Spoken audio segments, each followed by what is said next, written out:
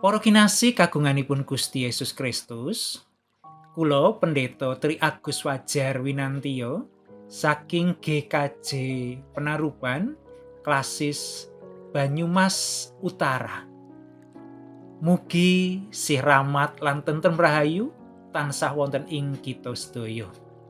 Kula badhe maosaken renungan sadar ing dinten Ahad dinten Minggu sekawan Januari taun 2026. Kanthi irah-irahan Gusti sampun makuwon. Ayat dasarenipun kapendhet saking Yohanes setunggal ayat 11. Ana dene Sang Sabda wis dadi daging sarta makuwon ana ing antarane kita. Lan aku wis padha nyawang kamulyane. Ing kamaripun ingkang peteng Rika nangis sesenggukan. Piyambakipun ajrih. Ibunipun ingkang taksih lenggah ing meja makan mireng lajeng ngendika, "Ora usah wedi cah bagus, kowe wis mulai gedhe. Kudu wani wis ndang turu." Rika mireng ingkang kapangandikaaken dening ibunipun, nanging tetep nangis. Tundhanipun ingkang ibu lajeng mlebet kamaripun, lajeng ngrangkul Rika kanthi ngendika, "Ibu ning kene to Le, aja wedi maneh ya."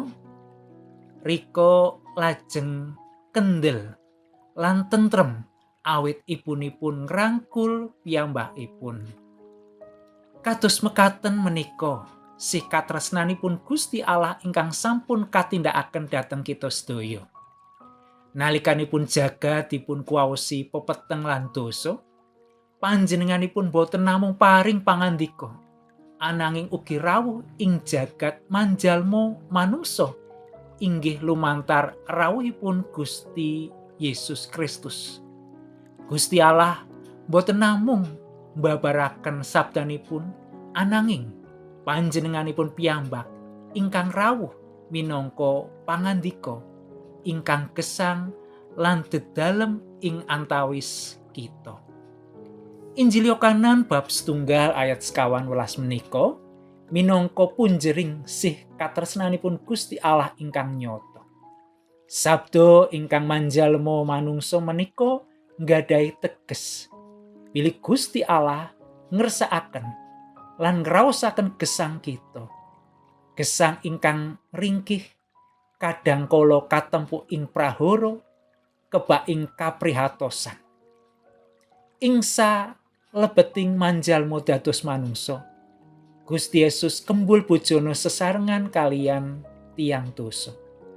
Nyarasaken tiyang sakit, mungokaken tiyang pejah, kebak welas asih kalian tiyang ingkang siniya ing gesanging masyarakat.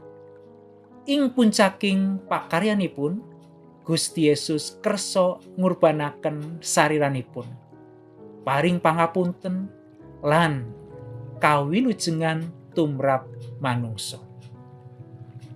Menawi wekdal menika, para sederek nembe ngraosaken panandang lan kaprihatosan, sumangga tansah engeta dumateng Gusti Yesus.